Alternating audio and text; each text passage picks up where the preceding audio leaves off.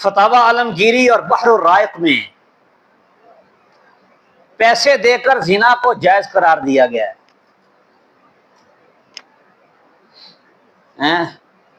ہیرا منڈی کا کاروبار عین فقہ حنفی کے مطابق ہے۔ گنگے بہرے کو حدود معاف ہیں، اس پہ حد لاگو نہیں کی جائے گی۔ فتاوی عالمگیری میں، فتاوی عالمگیری میں یہ ہے کہ دارالحرب میں اگر کوئی بندہ زنا کر کے آئے تو اس پہ حد نہیں لگائی جائے گی۔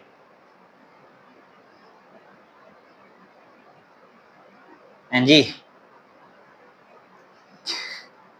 ایک آپ کے فائدے کی چیز بھی ہے قرآن مجید اور کتابیں چوری کرنے والے کا ہاتھ نہیں کاٹا جائے گا۔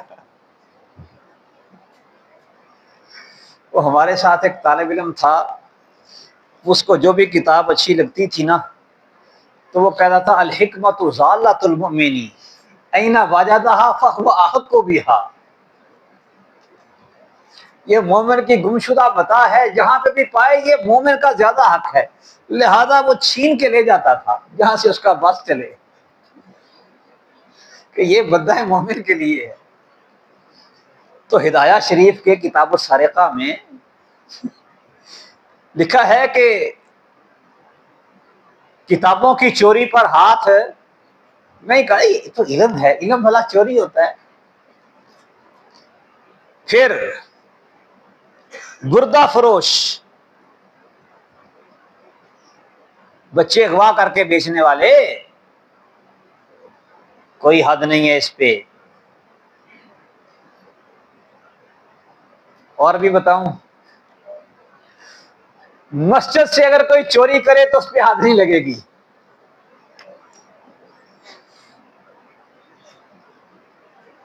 ہدایہ شریف میں بڑی بڑی چیزیں ہیں، کبھی پڑھا کریں اس کو۔ اصل میں ہمارے مدارس میں شروع والا وہ جو ہے کہ عبادات کا حصہ وہی پڑھایا جاتا ہے، آخر سے پڑھ کے دیکھیں۔ ہاں مجھے یاد آیا، دارالسلام مسجد ہے خیالی گجرانوالا، ہم اس وقت جامعہ احمدیہ میں گجرانوالا میں پڑھتے تھے۔ وہاں کوئی چور آیا رات کو، جو کچھ سے اس سے اٹھایا گیا اس نے اٹھایا اور گیا، اور جاتے ہوئے اس نے ایک چٹ لکھ کے وہ ممبر پہ رکھ کے گیا۔ چٹ پہ کیا لکھا تھا؟ یہ چوری نہیں، یہ سامان میں نے اپنے رب کے گھر سے رب کے سامنے اٹھایا ہے، لہذا کوئی مجھے چور نہ کہے۔ چوری تو ہوتا ہے کسی کی بے خبری میں چیز اٹھا لینا، اللہ کا گھر ہے اور اللہ تو ہر وقت دیکھ رہا ہے، اللہ کے سامنے میں نے سارا کچھ اٹھایا ہے، اللہ چاہتا مجھے روک دیتا، نہیں روکا، لہذا کوئی مجھے چور نہ کہے۔ چور بھی بڑے بڑے مجتہد ہوتے ہیں۔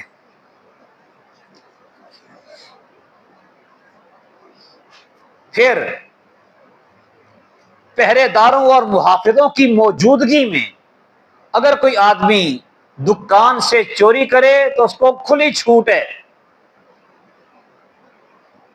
کیونکہ پہرے دار محافظ موجود ہیں، ان کی موجودگی میں لے رہا ہے نا، یہ کون سی چوری ہے؟ پھر کیا خیال ہے فقہ حنفی؟ اگر یہ ملکی دستور حدود کو معطل کرنے کی وجہ سے یہ عدالتیں طاغوتی عدالتیں ہیں، تو پھر یہ فقہ اس کے بارے میں کیا خیال ہے؟ انہوں نے بھی تو سارا کچھ معطل کیا ہوا ہے۔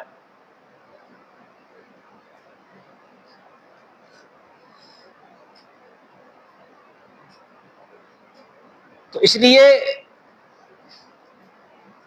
یہ جو فرق ہے حکم بغیر ما انزل اللہ کے مابین، یہ سمجھنا ضروری ہے کہ کس وقت کوئی بندہ بغیر ما انزل اللہ فیصلہ کرے تو وہ کافر ہوتا ہے، اور کس وقت وہ ظالم بنتا ہے، اور کس وقت وہ فاسق بنتا ہے۔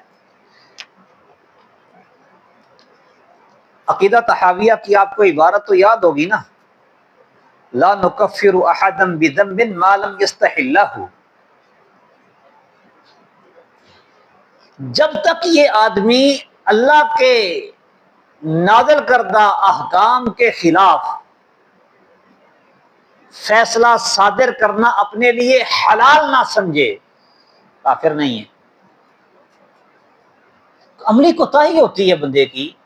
اب مثال کے طور پہ یہی عدالتوں کو ہی لے لیں، ہمارے ہاں اس وقت جو صورتحال ہے عوام کی اور بین الاقوامی صورتحال جو ہے، اور جس طرح یہ لبرل لوگ متحرک ہیں اور ان کی این جی اوز ہیں،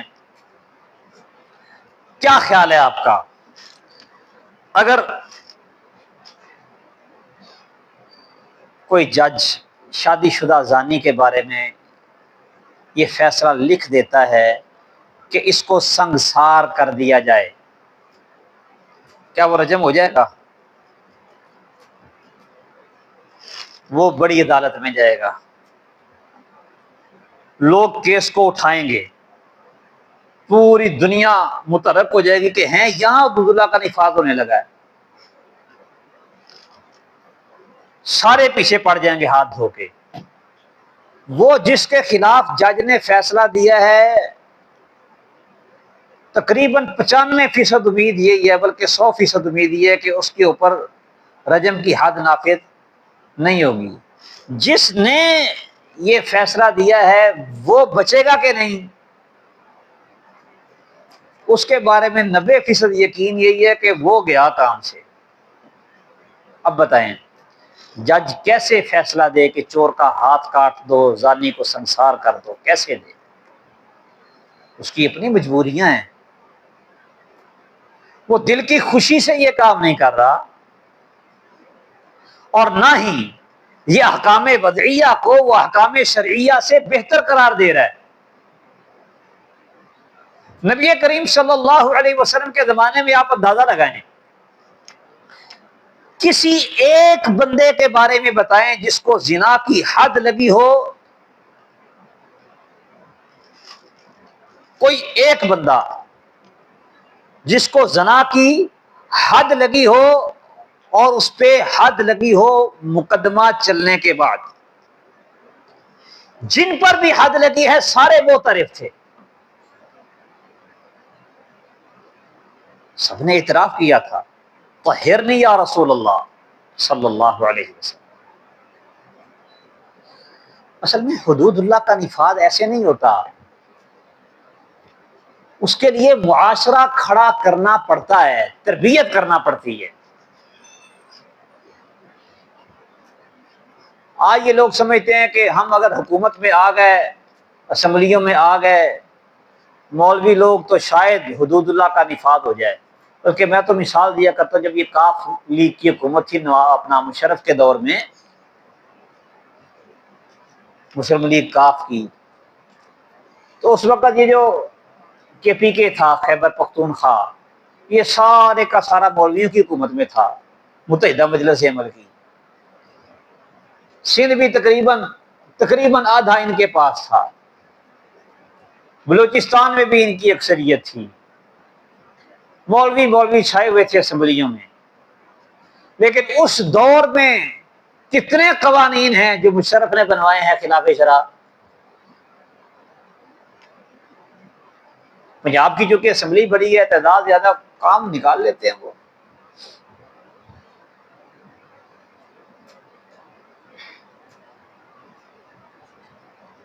اگر یہ سارے کے سارے بھی پہنچ جائیں، ان حدود کے بارے میں فیصلہ کرنا کس نے ہے؟ اس فیصلے کو نافذ کس نے کرنا ہے؟ اسمبلی والوں نے تو کچھ نہیں کرنا۔ جو الیکشن میں الیکٹ ہوئے ہوں یا سلیکٹ ہوئے ہوں، انہوں نے تو صرف قانون بنانا ہے، نفاذ کس نے کرنا ہے اور کروانا کس نے ہے؟ جب تک آپ اس معاشرے میں ان لوگوں کی ذہن سازی کر کے ان کو شریعت کے لیے تیار نہیں کر لیتے، اتنی دیر تک یہ کام نہیں ہوتا۔ اس لیے میں نے پہلے آپ کو بتایا ہے کہ غلبہ دین اور قیام خلافت اور استحکام امن، اس کی اساس اور بنیاد کیا ہے؟ دعوت۔ دعوت کے نتیجے میں خلافت پیدا ہوتی ہے، دعوت کے نتیجے میں امن پیدا ہوتا ہے، دعوت کے نتیجے میں دین غالب ہوتا ہے، اور کوئی راستہ نہیں ہے اس کے۔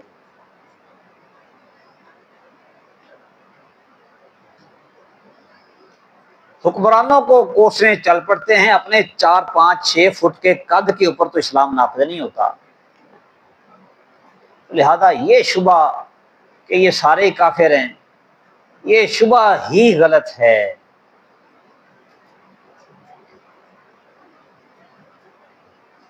پھر اسی طرح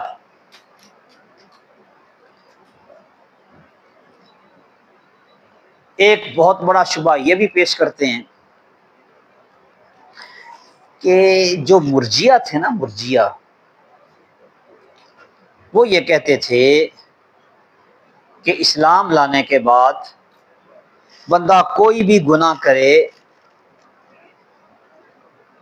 اس کے ایمان میں کوئی کمی نہیں آتی، وہ مومن کا مومن ہی رہتا ہے۔ اور تم بھی یہی کہتے ہو کہ بندے نے کلمہ پڑھ لیا ہے، اب کفر کا ارتکاب کرتا جائے ہم اس کو کافر نہیں کہیں گے۔ اتنے تو تم نے بیریئرز کھڑے کر دیے ہیں کسی بندے کو کافر قرار دینے کے لیے، اتنی رکاوٹیں ہیں، تو لہذا تم مرجیہ ہو۔ شاید آپ میں سے کسی کو پتا ہو، مولانا مبشر احمد ربانی رحمہ اللہ، سیالکوٹ میں انہوں نے تقریر کی تھی ایک تکفیر کے خلاف، اس کے رد میں کتاب لکھی تھی حسن محل نے، لیکن فرضی کلمی نام کے ساتھ، مرجیت الاثر کی تلبیسات کا محاکمہ یا علمی جائزہ اس نام سے۔ وہ مختصر لفظ مرجیت الاثر کے نام سے بڑی مشہور ہوئی۔ یعنی کہ وہ کیا کہتے ہیں اہل السنہ کو؟ مرجیہ، کہ یہ مرجیت الاثر ہیں۔ حالانکہ فرق ہے، فرق یہ ہے کہ جو مرجیہ ہیں وہ تو کسی بھی صورت گناہ کو نقصان دہ ماننے کے لیے تیار ہی نہیں، جبکہ ہم یہ کہتے ہیں کہ گناہوں سے ایمان گھٹتا ہے، نیکیوں سے ایمان بڑھتا ہے، اور ہم تکفیر بھی کرتے ہیں، لیکن ہماری تکفیر خوارج کی تکفیر جیسی نہیں۔ خوارج کیا کرتے ہیں کہ ہر کبیرہ گناہ کا مرتکب خارج از ملہ ہے، ضوابط التکفیر کا وہ پاس نہیں کرتے۔ ہم کافر قرار دیتے ہیں، تکفیر ہم بھی کرتے ہیں، لیکن ہم نے اس کے لیے کچھ اصول ضابطے اپنائے ہیں جو کتاب و سنت نے ہمیں دیے ہیں، اس کے بغیر تکفیر نہیں کرتے۔ لہذا خوارج کا ہمیں یہ الزام دینا، تکفیریوں کا ہمیں یہ الزام دینا کہ ہم مرجیہ ہیں، یہ الزام محض الزام ہے جس کی کہ کوئی حقیقت نہیں۔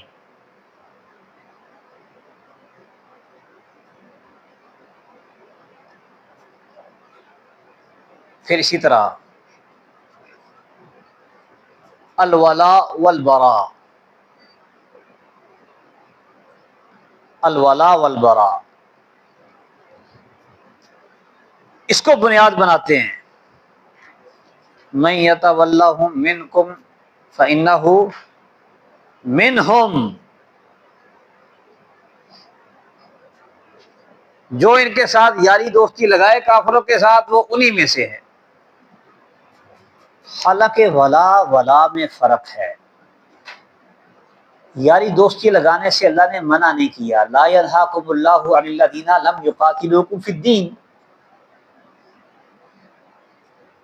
جو دین کی وجہ سے تمہارے خلاف نہیں لڑتے، کسی اور وجہ سے لڑتے ہوں الگ بات ہے، دین کی وجہ سے نہیں لڑتے، تمہارے مسلمان ہونے کی وجہ سے لڑائی نہیں ہے۔ ہاں آپس میں تمہاری لڑائی کسی خطے کی وجہ سے ہے یا کچھ اور وجوہات کی بنا پہ ہے، بہرحال وہ ایک اور چیز ہے، دین کی وجہ سے جو نہیں لڑتے۔ مسلمانوں کو ہجرتوں پہ مجبور نہیں کرتے، ان پہ ظلم و ستم کر کے انہیں ہجرتوں پہ مجبور نہیں کرتے، اور نہ ہی ایسے کافروں کی وہ مدد کرتے ہیں۔ اللہ تمہیں منع نہیں کرتا ان تبروہم وتقسطوا الیہم،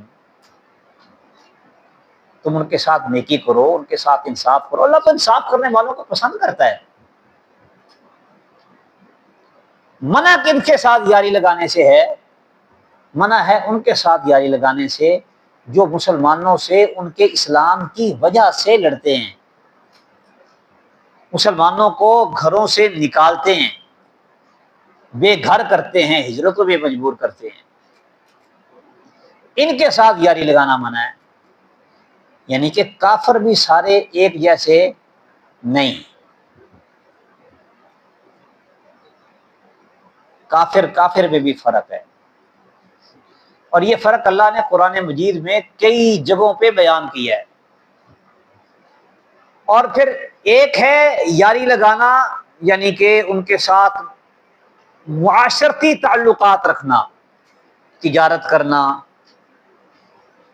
ان کو اپنے ملک میں آنے جانے دینا، اپنے ملک میں اگر وہ آئیں تو ان کو تحفظ سیکیورٹی فراہم کرنا،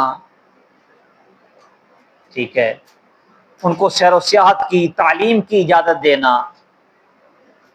وغیرہ وغیرہ، کوئی حرج نہیں، شریعت اسے نہیں روکتی، بلکہ اللہ نے کہا ہے کہ اگر کوئی آتا ہے فَأَجِرْهُ حَتَّى يَسْمَعَ كَلَامَ اللَّهِ ثُمَّ أَبْلِغْهُ مَأْمَنَهُ، آئے وہ رہے، دیکھے، سنے، پرکھے، سمجھے، پھر اس کو اس کی امن کی جگہ تک پہنچاؤ، بحفاظت واپس پہنچاؤ۔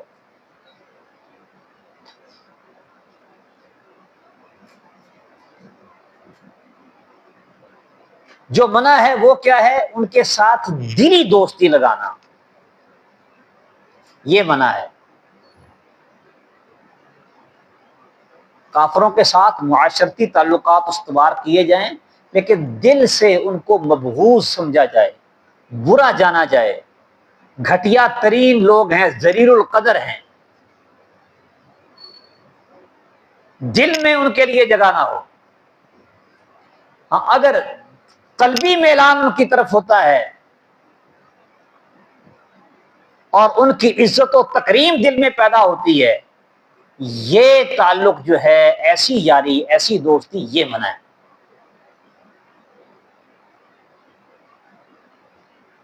یعنی کہ سب دوستی بھی برابر نہیں، ایک جیسی نہیں، بلکہ ایک کتاب ہے، اس کا اردو ترجمہ بھی کیا ہے، اور اردو ترجمہ ہوا اور وہ دارالاندلس سے چھپی کتاب تھی تکفیریوں کی، نام تھا اس کا دوستی دشمنی کا معیار، اتنی موٹی تھی، سبز رنگ کی اس کی جلد تھی۔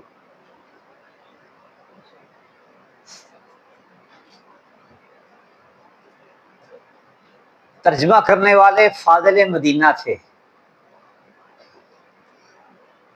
ابو سیاف اعجاز احمد تنویر، اور لکھنے والا کون تھا؟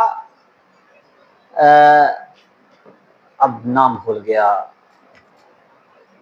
ابو عمر حسان عبد الحکیم، اس طرح کا نام تھا۔ بہرحال اس کے بعد پھر وہ جب ان کو سمجھ آئی تو وہ کتاب منسوخ ہوئی، تو اب ان کی دوستی دشمنی پہ وہ چھوٹی سی ایک کتاب ہے دارالاندلس کی۔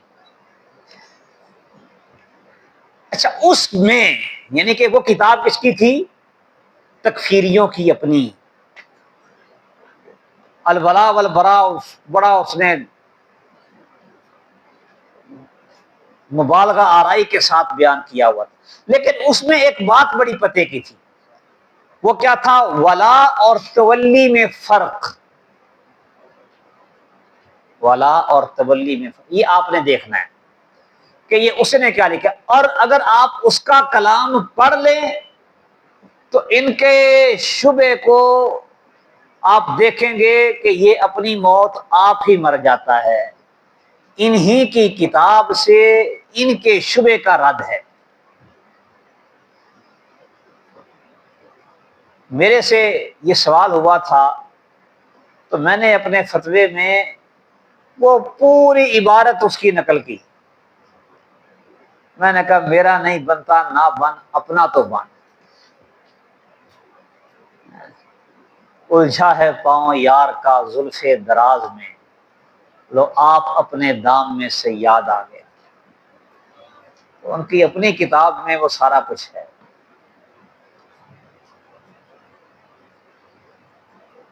تو اس لیے یہ ولا اور تولی یعنی کہ دینی دوستی اور معاشرتی تعلقات، ان کے درمیان فرق کرنا ضروری ہے۔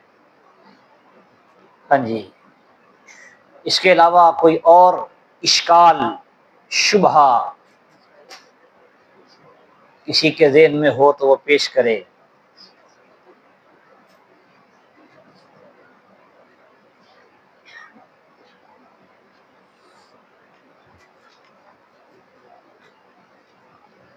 یہ پاکستانی آرمی شہر جن کے ساتھ جنگ کر رہے ہیں، جن کو خوارج قرار دیا جا رہا ہے، یہ درست فیصلہ ہے؟ بالکل درست فیصلہ ہے، یہ تو صحیح مسلم کی حدیث ہے، نص ہے واضح، فَضْرِبُوا عُنُقَهُ كَائِنًا مَنْ كَانَ۔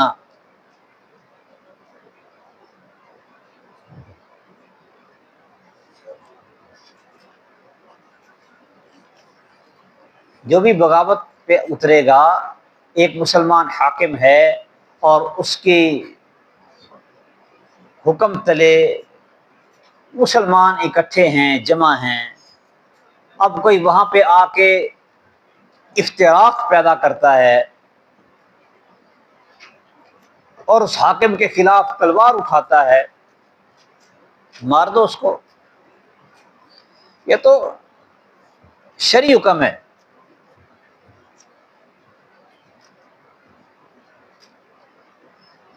یہ وہ شرعی حکم ہے۔ 2007 میں جب یہ لال مسجد پہ وہ کارروائی ہوئی تو میرا وہ ایک درس رکھا ملتان دہلی گیٹ، ایک مسجد تھی قباء مسجد، وہاں پہ اشتہار چھاپے اور ادھر انہوں نے ٹائٹل دیا سانحۂ لال مسجد اور ہماری ذمہ داری۔ تازہ تازہ کارروائی ہوئی تھی اس وقت، صورتحال یہ تھی کہ ہماری ساری مذہبی تنظیمیں اور سارے وفاق وغیرہ وغیرہ یہ سارے لال مسجد والوں کے ساتھ تھے کہ جی مسجد پہ ظلم ہو گیا، مسجد پہ حملہ ہو گیا، اوئے ہوئے، ظلم عظیم ہو گیا۔ مجھے انہوں نے یہ موضوع دے دیا تو میں نے کہا مشرف نے کیا کیا ہے؟ مسجد میں مولویوں پہ حملہ کیا ہے، کیوں کیا ہے؟ اس لیے کیا ہے کہ وہ سٹیٹ میں سٹیٹ بنائی بیٹھے تھے، یہی تھا نا، اپنی حکومت، حکومت کے اندر حکومت، ملک کے اندر ایک اپنا ہی انہوں نے ملک بنا لیا تھا کہ جی ہم یہ کریں گے اور ہم وہ کریں گے اور ہم ایسا نہیں ہونے دیں گے، حکومت کی ایسی تیسی اور فلانے کی ایسی تیسی۔ پیچھے ان کے بہرحال جو بھی تھا ہاتھ تھا، کیا قصہ، کیا کہانی، کیا اصل اور کیا نقل، ہماری بلا سے۔ لیکن بات یہ ہے کہ حاکم وقت کے خلاف گن اٹھا کے اور وہ قانون نافذ کرنے والے اداروں کے خلاف گولی چلائیں اور سرنڈر نہ کریں اور آگے سے اکڑیں، شریعت کیا کہتی ہے؟ فَضْرِبُوا عُنُقَهُ كَائِنًا مَنْ كَانَ۔ اڑا دو گردن اس کی جو بھی ہے، مشرف نے جو کیا ٹھیک کیا ہے، یہ اس کا شرعی حق تھا. بس اس کے بعد وہ لوگ جو بعد میں پھر ٹھیکیدار بن گئے تھے فتنہ تکفیر کے خلاف، اس وقت وہ بھی تکفیری ہوا کرتے تھے. یہ ساری قوم ہمارے خلاف ہو گئی. جماعت کا یہ موقف نہیں ہے، فلاں کا یہ موقف نہیں ہے، فلاں کا یہ موقف نہیں ہے. اب خیر ان کو بھی سمجھ آ گئی کہ نہیں وہ ٹھیک کیا تھا اس نے. یہ ضابطۂ شرعیہ ہے کہ جب ایک حاکم پر امت مجتمع ہے یا امت کا ایک حصہ جمع ہے، اس کے خلاف بغاوت کھڑی کی جائے اور اس کے خلاف تلوار اٹھائی جائے اور اس کے خلاف جنگ بپا کرنے کی کوشش کی جائے. جو بھی ایسا کرے گا فَاضْرِبُوا عُنُقَهُ. حاکم وقت کا یہ شرعی اور اخلاقی حق ہے کہ وہ ان کو قتل کرے اور ان کو ختم کرے، اپنے خلاف ہونے والی بغاوت کو کنٹرول کرے.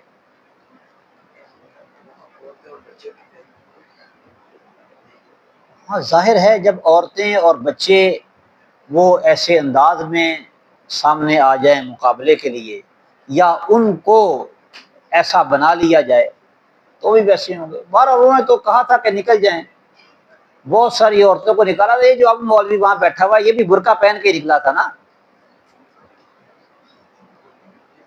پہلے عورتوں کو نکلنے نہیں دے رہے تھے، عورتوں کو انہوں نے ڈھال بنایا ہوا تھا کہ چلو ان کی وجہ سے ہم بچے رہیں گے.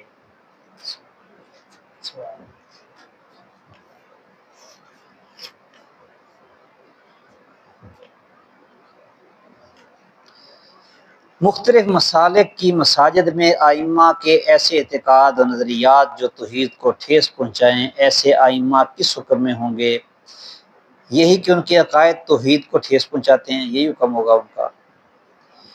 ان کے پیچھے نماز پڑھنا کیسا ہے؟ دیکھیں کبیرہ گناہ کے مرتکب کے پیچھے نماز پڑھنا منع ہے. کبیرہ گناہ کے مرتکب کو امام بنانا منع ہے. وہ ایک نے جماعت کروائی تھی اور نماز کے دوران قبلے کی جانب تھوکا تھا، آپ نے کیا کہا تھا؟ لا یصلی لکم، آج کے بعد یہ تمہاری امامت نہ کروائے. پھر ایک موقع آیا وہ آگے ہونے لگا نماز پڑھانے کے لیے، لوگوں نے کہا کہ منع کر دیا گیا ہے. پوچھا کیوں؟ آپ نے فرمایا انک آذیت اللہ ورسولہ، تو نے اللہ اور اس کے رسول کو تکلیف دی ہے. تو اس سے ہم یہ استدلال کرتے ہیں کہ جو کبیرہ گناہ کا مرتکب ہے اس کو امام بنانا جائز نہیں ہے. جب آپ کے اختیار میں ہو تو آپ اس کو امام نہیں بنائیں گے، اس کی اقتداء میں نماز نہیں پڑھیں گے.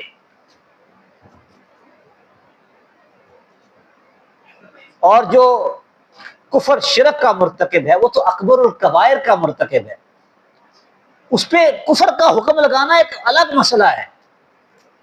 لیکن ایسے فاسق کو امام بنانا یہ ایک الگ مسئلہ ہے.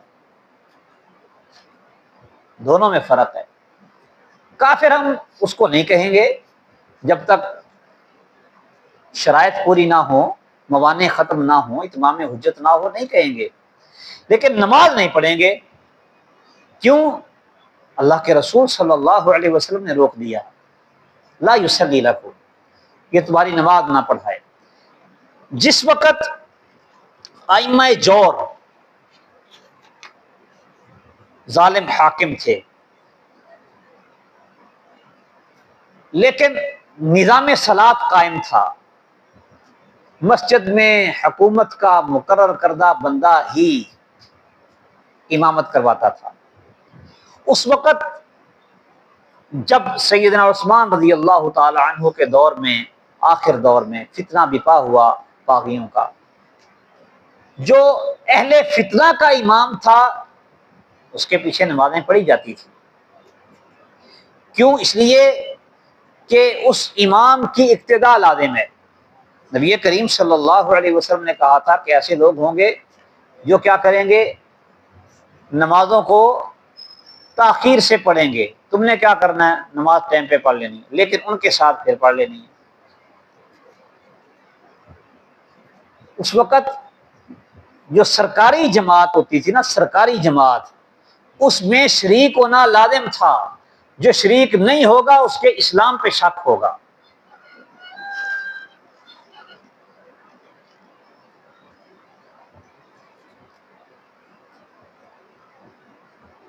آج کل ایسی صورت نہیں ہے.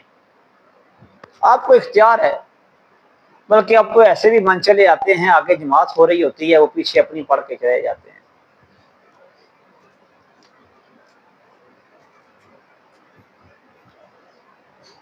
اب وہ معاملہ نہیں ہے.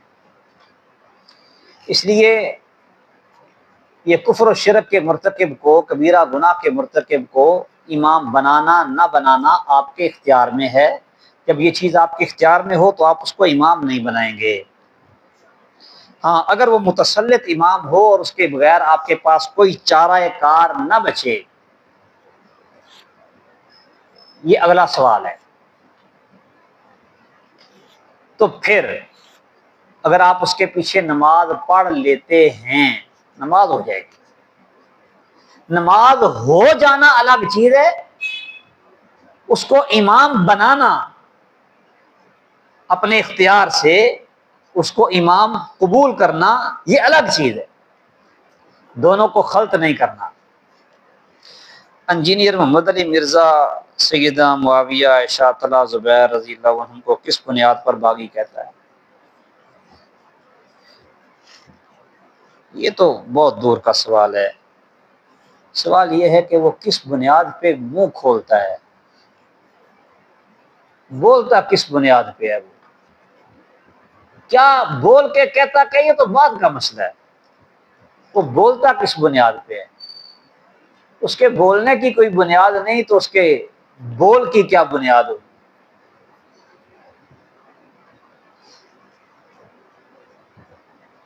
وہ بیچارہ انجینئر تھا،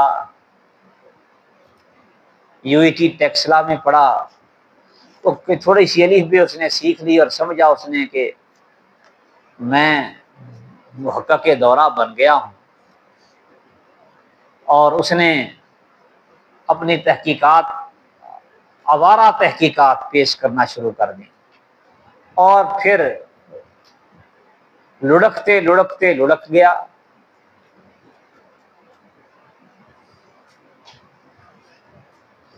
ویسے اس کا تو علمی محاکمہ الوی صاحب نے کافی سارا کیا ہوا ہے. یہ سوال ان سے کریں، میرے موضوع سے متعلق بھی نہیں ہے کہ وہ ایسا کیوں کہتا ہے.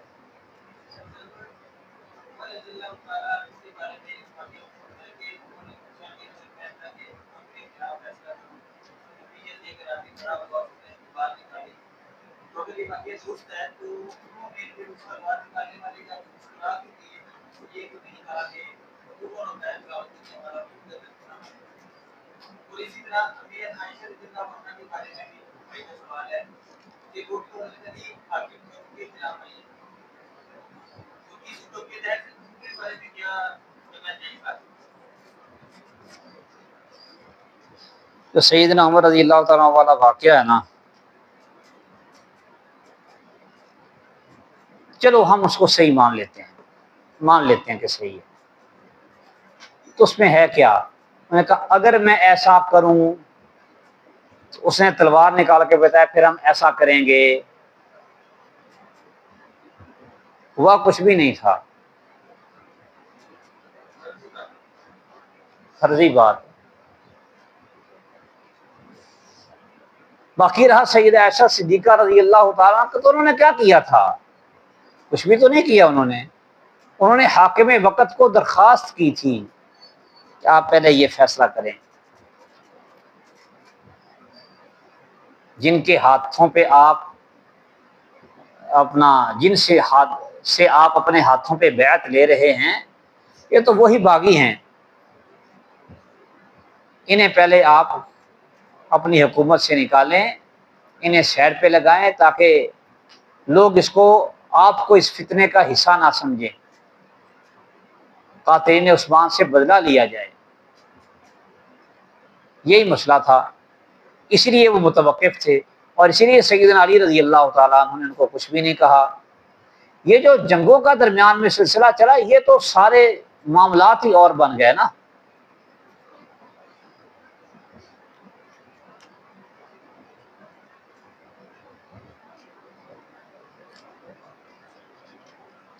ہاں جی بس یہ باقی نہیں دینا ہے یہ باقی نہیں دینا ہے یہ نہیں ہو ان کو مجھے پور کر لینا چاہیے نہ چیک کر لینا.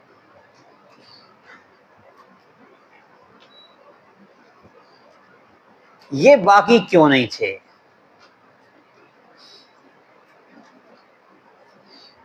باقی کون ہوتا ہے؟ جب مسلمانوں کا کلمہ ایک ہو، سارے مسلمان ایک امیر کے تحت جمع ہو جائیں اور پھر کوئی اس کے خلاف بغاوت کرے. سیدنا علی رضی اللہ تعالی عنہ کے حق میں صد افسوس ایسا نہیں ہو سکا.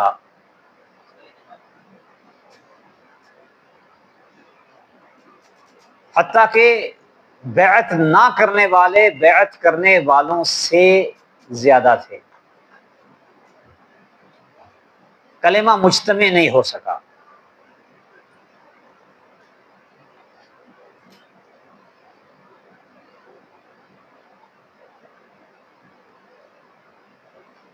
لیکن یہ ذہن میں رکھیں کہ بالآخر یہ بہرحال طے پا گیا کہ مسلمانوں کے ایک اور یہ دو گروہ ہیں، تیسرا کوئی نہیں. یعنی کہ مسلمان ایک پہ نہیں دو پہ متفق ہو چکے تھے.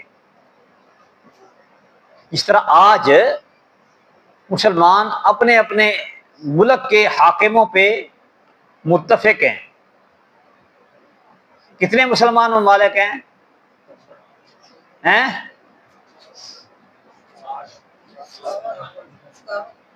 57. 57 حاکموں پر تو اتفاق ہے نا سب کا. اس وقت مسلمانوں کے 2 حاکموں پر اتفاق تھا.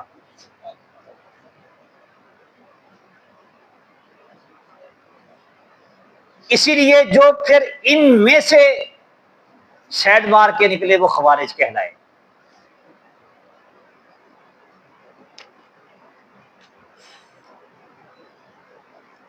جی